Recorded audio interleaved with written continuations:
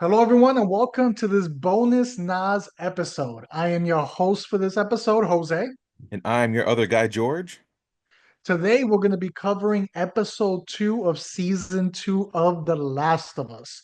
Now, we previously covered episode one of the new season, which you can find on our Not a Strong Start page if you want to check that out and get a little bit of more information in case you missed it.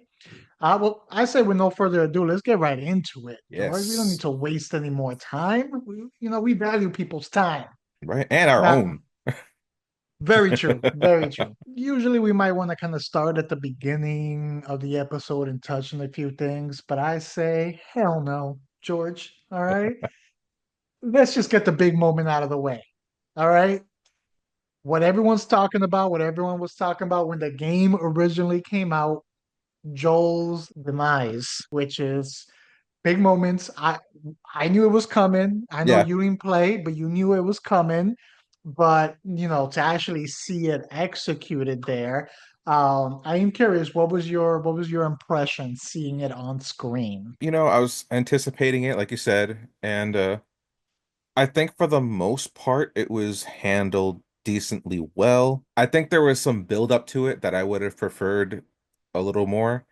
Because I know this kind of happened in the game as well, where, once they find Joel and they lead him back to the location, they kind of just get straight to it and take his ass out. But like now, what I don't know of in the game, and maybe you can clarify this for me, in the game, does Joel and Tommy save Abby from danger before bringing him back to the location? Yeah, so that plays out almost the same way. She's about to be a goner, a whole fencing thing that all occurs during the Okay, okay. game.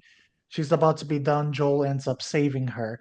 If I recall correctly, it's been a couple of years since I played the game, but I believe Tommy is the one that's insisting Yeah, to listen to her and go. But there's no Tommy in this picture, so it's kind of Joel the one that's gonna be like, yeah, yeah, let's go, let's go. Let's go do that. Joel is a little more hesitant in the game, but they end up going. But that does play out the same. okay. Because watching it in the show, the fact that she would have died without him. Without a doubt. If he was not there, either that clicker was going to kill her, and let's say for somehow she did escape, there was no way she was going to escape that horde at the end of the day. Like it was going to get her. Mhm. So that conflict of the person you've been eager to get and get vengeance on is the same person who saves your life. And I felt like there was never a breathing moment of any kind to kind of delve into that kind of conflict of because there should be an inner conflict of like, wow, this guy saved me. Like, what do I do now? Even if it's, let's say, if it's not for her because she's so filled with rage, if someone in her crew was just like, where have you been? We've been looking for you. And she's just like, oh, a horde of clickers came after me. They saved me. Then they could be like, well, do you still want to kill this guy? Like, he would have, we wouldn't have you with us if it wasn't for him. I would like, someone should feel torn in that moment. So that part I kind of didn't like that it just was never addressed. To add some context, what they did change that was not in the video game is Joel actually calls it out in the show. In the game, he doesn't. Here, he's like, I saved you. He doesn't do that in the game. They kind of get right into it. They kind of skip right over the saving part. So that was one thing they did different for the show, where he was just like, I saved your life. And at Yeah. least she got to respond with like, you saved what life? In that like so in that moment, like one of her friends, like the girl, there's that girl on the side who gives Dina the syringe, that little like knockout Yeah. injection. That girl seems kind of level-headed compared to everyone else. Like you can see she doesn't want to do any of this. Like she wants no part of it. And like it would have been nice if even if she was like, wait, he saved you. Like, come on, let's think about this, So, Yeah. but like I said, that's one thing. But her getting out her vengeance, how it played out, I mean, I was okay with it. I think it was okay. No, no big deal. I know most of it plays out beat for beat afterwards, how it does in the game, like almost shot for shot to some extent. Yeah, there were some minor, very minor changes. Of course, Dina being there instead of Yeah. Tommy. Her being knocked out with a syringe. I don't recall that from the game unless I'm Tommy gets like, his ass kicked in the game, from what I understand. yeah, yeah, yeah. Yeah, so yeah, Tommy goes through it. He even ends up like physically altered going forward because of that encounter, which we're not going to see with Dina. One thing to show the differences is they left Ellie conscious after they left. Yeah. So we got to have that like last little moment of her like over his body, which you didn't get in the show. She kind of got knocked out at, right after he got killed. So you didn't get that moment. I feel they played it out very, very well during it. It kind of felt like the Red Wedding for me from like Game of Thrones, where like Yeah. I knew it was coming. My wife did not know it was coming, and I Oh. hadn't said peep on it. So it was kind of like Red Wedding with anyone that I watched it with who hadn't known that it was coming. You just kind of look through the corner of your eye, like, oh, here it comes, here it comes. Oh, you don't know what's coming. And I'm just there, like playing it off, like, oh man, how are they gonna get out of this one? And did she like the character of Joel as well? Yeah. Oh yeah, she was angry. Oh She yeah. was she hates what I like about it. So first of all, I feel Caitlin Dever, gotta give her her props. She did a good job. I know there's a lot of people that are upset that she didn't turn into WWF China for this role. So she doesn't have the poundage and the muscles in it, but I think acting wise, she is executing that rage, that anger, that hate. And the way it played out, it is believable, even though she has an side. She didn't have to overpower Joel in this situation. She took out his knees. So he was like, his ability to kind of fight back was taken off the board on top of being at a gunpoint there, Yeah. and then, she did most of her work with a what a Golf golf club. stick, Yeah. Yeah, golf golf club. club. Yeah. Yeah, most of the work with that. So her delivery was there. It was very believable to me that like that anger was seething there and that supersedes everything else. Like even everyone except that one guy in her crew was like, okay, I think we're good now. You get that out of your system. There was just one guy that was being an a-hole like the entire time. I think the main difference, and I think for anyone who didn't play the video game initially, you lose out on something if you're just watching the show and this is your first time experiencing it. And it's the shock of it. Like, yes, there's still a shock because you probably don't expect this major character to die. But when you play the video game, you get introduced, you start playing with Abby. You have no idea about her background. You don't know her motivations or anything. You're just there. Boom, Joel saves you. It's like, all right, good, go saves you. And then it goes down, and you're just like, what? What is happening? Like it comes out of nowhere. That adds to the distress of the scene and the shock value of the scene. And I remember like when that played out, that first time I played it, I had to get out of the game. I didn't touch it for a few days or for like a week. Like I was legit angry. I know some people were angry by the Yeah. creative choice. I was invested in the story and I was so angry at Abby's character. Like what Ellie felt, I was feeling that. Like that's how invested I was in this, where I was like, I want to hunt her down and I want to end her and every single one of them. So as I was playing that game, it increased the experience for me because I was feeling what this character's doing and what she wanted to do, I wanted to do in it. So it was that. But I feel with this, they gave us the motivations beforehand.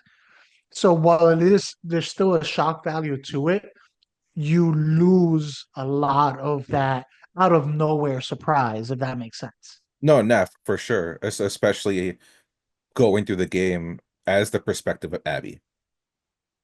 Anytime you're playing a game like this, you have that protagonist, you're like, all right, this is a good person. This is someone I want to be on their side. You don't typically have that moment of like, oh wait, this is the bad guy. It kind of harkens back to remember like Assassin's Creed 3, where you play as Connor, I can't remember his last name, but he's the Indian assassin. But the game starts off where you play as his dad, and you're not realizing the whole time like his dad is a part of the bad guys. And it's like there's this good chunk of the game where you're like, oh, this guy's pretty dope. He's cool. Oh, this is his dad. Okay. Oh, wait, hold on. He's with he's with them. He's not an assassin. Oh, what the hell? You know, and it just ruins everything on you. I think that was how this played, but in a much hardcore way, in the fact that that character is taking out a beloved character that you've spent hours upon hours of playing with. You know, you built a relationship with, you helped raise a daughter or an adoptive daughter and helped her survive. Like this whole thing gets built up, and then to have that happen in the like it's what the first 30 minutes of the game, right? Yeah, It's yeah, so immediate.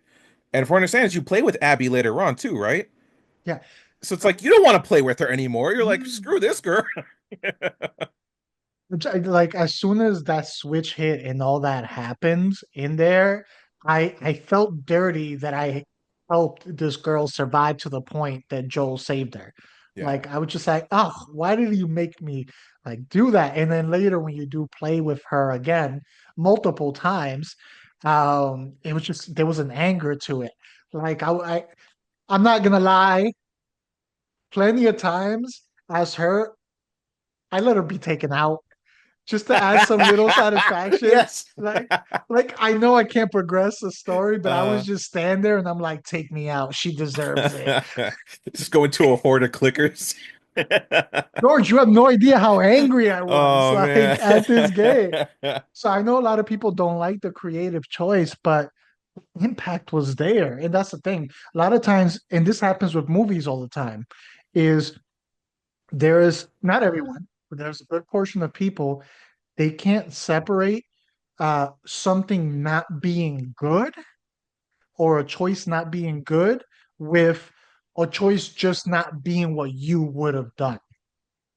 And Yeah. I felt for this story that we're telling, this, I, as much as I don't like it, you know, personally, I want to see more Joel.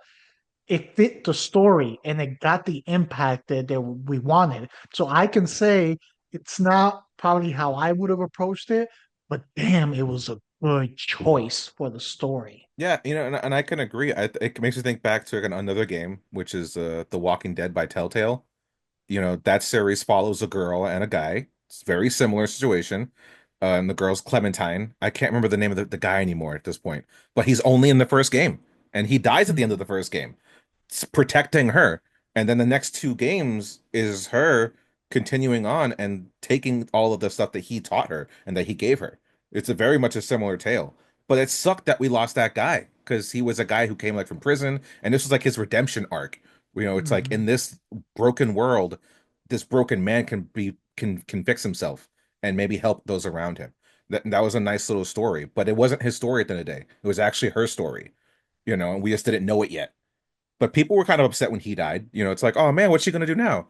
So when Joel dies, it's like I felt that for people. It's like, yeah, that kind of sucks.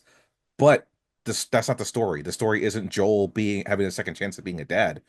The story is vengeance and what it brings. Is it worth it to get revenge on someone? Because his vengeance begot more vengeance, and then it begets even more because now we know Ellie is going to continue it on. The It's just that cycle. that cycle. Exactly. It's like an abusive parent. It just keeps on going. And through this series, we got to see it's like, when does it stop? When does is enough enough? Because if people were shocked by that, there's going to be more shocking things to come. If they're going to stay true to the game, I know there's parts in the game where Ellie does some stuff where it's just like it makes you question her integrity and who she is as a person. Now, I'll tell you this much. I was so angry. I wasn't questioning anything. I was like, Well, let's there's a go. person later on that she takes out that wasn't necessarily a bad person. They I just were a part know. of the wrong crew. I kind of just overlooked that in the moment. And I had my bias glasses Yeah, on. yeah. I was able to, in the moment when I started to question myself, I was like, Joel, this is for Joel. Yeah. And Something that, I'll say, like, I think it was impressive how we're 2 episodes in, and at the end of 2 episodes, somehow they had me not rooting for anybody. Like at least in our main characters, our main people we're following are Abby and Ellie, Ellie. Sorry, yeah, Abby and Ellie, and just their two adventures at this point, and everyone else is really just a side character. So like obviously I'm rooting for the town. I want the town to make it, but they're not the main characters. It's these two. In episode one, I'm like, Ellie, oh my God, you're annoying the crap out of me. Grow the hell up. And then we have Abby, where it's just like, I get it. He killed your dad, but at the same time, it's been 5 years and the guy saved you. It's like, oh man, like, why? I was just angry at both of them. But then at the same time, at those last minutes, Ellie being on top of Joel and just like crying and like the tone in her voice, I got a little choked up. I was like, oh damn. I was like, I'm angry at you. I'm still pissed off. But it's like, if you hadn't been a little peed in the ass, you could have maybe been there to help him out. Because the two of them together, they have such a power dynamic that they would have handled situations differently. You know what I mean? Like Dina's not his partner. She is. So she would Mhm. have helped him out in a different manner, I feel. And they may not have gotten to that situation. They might not have even helped that girl out because maybe they wouldn't have been there. You know, like they wouldn't have gone a different path. You just don't know because of their dynamic. But yeah, like I was feeling it. I think the episode did a good job of making me feel a lot of emotions. Yeah, no, I agree. I agree with you 100% on that. But you did bring up the town, so I think we should get into the other big thing in there, Yeah. which was the huge battle that we had in the town. Which I will preface this before we get your thoughts on it with Abby. Not only did she take out Joel, she is the reason this entire attack is. So, yes, the focus is going to be on what she did to Joel, but all of those deaths that happened in the town, those were on Abby. It was her negligence. She woke up the horde. She caused all of that to happen in essence. So she eliminated a lot more than just Joel. And that's something like as a viewer, you kind of keep in mind this is like, yes, the focus is on Joel, but look at all the people that she caused this to happen. She almost wiped out an entire town because of her quest for revenge in anger. So I want to preface it with that because I don't want that to be something to be ignored. She has more than one body count on her head right now. So, but then going back to the battle, which what we saw there, that was new. That was new for the series. Yeah. You don't see anything to that scale at all occur in the game. You know, to the town. So, what were your thoughts on that giant battle? Oh man. It was we knew it was coming because they, like you said in the last episode, there was a lot of setup, there was a lot of buildup. They mentioned the fact that some of the clickers had been hiding under each other to keep warm and kind of like strategize. So like it was, we knew it was going to happen eventually. It was a matter of when, and when didn't waste any time. I thought it was cool seeing like Jen was next to me and she's like, "Oh, this is like the wall in Game of Thrones." You know? Yep. A lot of Game of Thrones references. It was a bloater instead of a giant. Yeah, you know. And I thought it was cool, you know. I got worried for Tommy because the fact that I knew in the game Tommy wasn't there, you know, so it's like, okay, Tommy might die. Like they might take him out too. And it's just like I like that, like we talked about before, it's like there's familiarity, but then there's this new feeling of not knowing what's going to happen, you know? And while like I know a little bit here and there was this moment of like, oh snap, I think we might lose another person. Like I know we're going to lose Joel in a few seconds, but I'm going to lose his brother too. And I like his brother. The guy's cool. He's a nice character to have. We can't lose both of them, right? And it had you like biting your nails and wondering, it's like, is his wife going to die? Like every like main character that we've been seeing was just on the edge and the brink of possibly just being taken out in this moment. Like I honestly didn't feel hope whatsoever for any of them. I was even calling some points because like when they had the flamethrowers and two of the dudes ran away like little bitches, I was like, man, this isn't looking good for him. I was like, watch, Tommy's gonna freaking fight this thing off, right? And his fucking thing's gonna either waste, like run out of freaking fuel, or it's not gonna turn on. Like I could see it being so cold because of the storm that it doesn't ignite anymore. It's like I was waiting for it, and of course, one of the things did happen, you know. But no, I thought it was a great scene, really cool. You know, some of the CG had moments of questionability, you know, within like the big bloated guy and even like the some of the dogs. But it's so quick and minute, it's a minor thing. I think overall, great flow, well choreographed. It was nice seeing the town work together, because we kind of talked about before how they've gotten comfortable, you know. But at the same time, like even though they got comfortable, they were really organized. They were so on top of things. It's just you can't plan for everything. You don't know that they're going to get smart. You don't know they're going to evolve to what you're doing and start having new tactics. How do you plan for that? You can't plan for what you don't know, right? So I thought I was really impressed with the town as a whole, and they do survive. So there is some hope at the end of the day. No, that is true. They appeared very complacent before, but when push came to shove, they were a unit, except for those two cowards. As a whole, Yeah. they were a unit. They were ride or die for each other, like all the way to the end. And that's something that the show is doing a little bit differently, is showing the strategic and intellectual evolution of this fungus doing strategies such as you know protecting the bloater so he can come like Yeah. smash the wall, little strategies like that, again hiding under the snow and alerting. I thought it was cool seeing when horde is facing Joel and Dina and Abby, and then as soon as they like make contact with the fungus and the pipes, it's like, wait a second, we got fresher food over here. So then they head right over there and take care of that. So I thought that was well done. Like you, I really also was unsure if the town was going to survive in general. I thought Tommy might have been a goner. That was one of those scenes where I was like, they might take creative differences. Creative, they might do Liberties. creative changes Yeah, yeah. with this. So I was not too sure if Tommy was going to survive because of those changes. I'm glad he did. So we see where we go from this, and I'm glad that the town survived too because now we're going to see how they're going to be after this big attack. Maybe a little more careful, a little more wary. So well done on that one. Oh, by the end of this episode, like, how do you feel going into the rest of the season? I'm thoroughly invested, I think, at this point. I'm curious just as much as I've been curious about in the game. What is Abby's intentions now? Like, what is her motivation? Where does she go from here? You know, does vengeance answer that becking call that she had? Because I don't think it ever does in any storyline. And I'm curious to see how Ellie moves forward through all of this because now she has quite the journey ahead of her to go on the hunt and execute her vengeance at this point. And I wonder if they'll have the same kind of ending. I don't know which one I'm hoping for.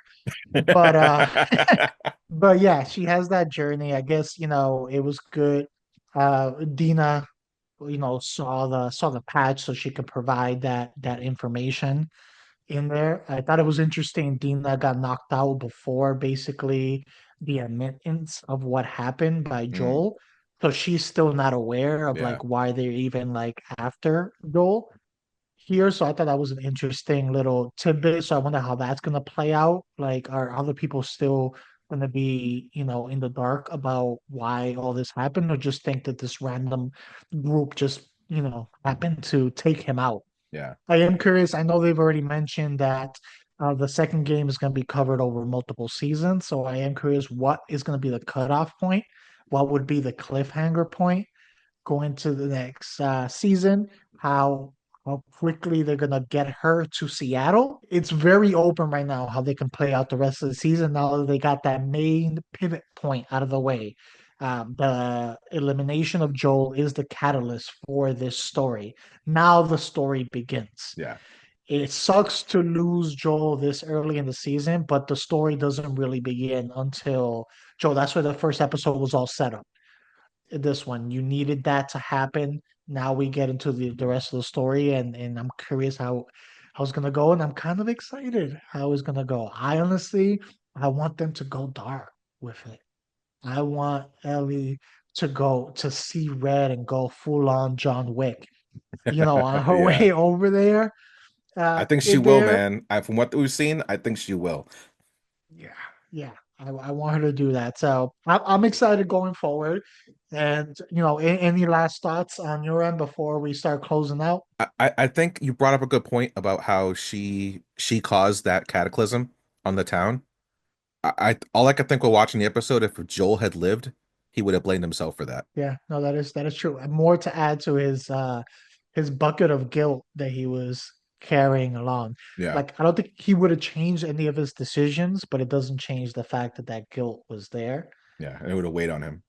And he didn't even try to defend himself. I think partially because of that guilt while she was giving her speech, but then also he didn't want to give away his reasoning, I think, just in case they go after Yeah, after Ellie. Ellie. Because I don't think they know what he did, but I didn't get the impression that they knew why he did it. They had much information on Ellie or anything like that. In their mind, he just went on a rampage and started killing them because Yeah, they never mentioned anything else. So I think that's two reasons why he stood quiet during that. And he was just like, just shut up and get it over with. Is he felt guilty? He felt he does deserve that, uh, but also he didn't wanna. He wanted it to end there and then to leave and not bring the attention to Ellie. yeah. But we're gonna be covering the rest of the season. So far we got what, 2 episodes down. I believe there is 7 episodes in the I think season. so. So yeah, so we should still have 5 more to cover. So I want to thank you all for joining us for this bonus episode of Not a Strong Start. Now, if you enjoyed this episode and want to catch any of our previous episodes as well as future episodes, please make sure to like, subscribe, hit the notification button if you want to be alerted when we do future drops, regular whether it's our regular Tuesday episodes that are coming back or our bonus episodes that we're going to be doing, for The Last of Us or any other content that Yeah. we're interested in. If you didn't enjoy the episode, well, maybe some of our other episodes will impress Yeah. you. You can find us on all other platforms such as Spotify, Apple, or wherever else, podcasts are found. And if love our sterling personalities or just want to hate follow us, you can find us Uh, at Not a Strong Start on all the social media platforms. And as always, we might not have a strong start, but we also can't guarantee a strong finish. So until next time.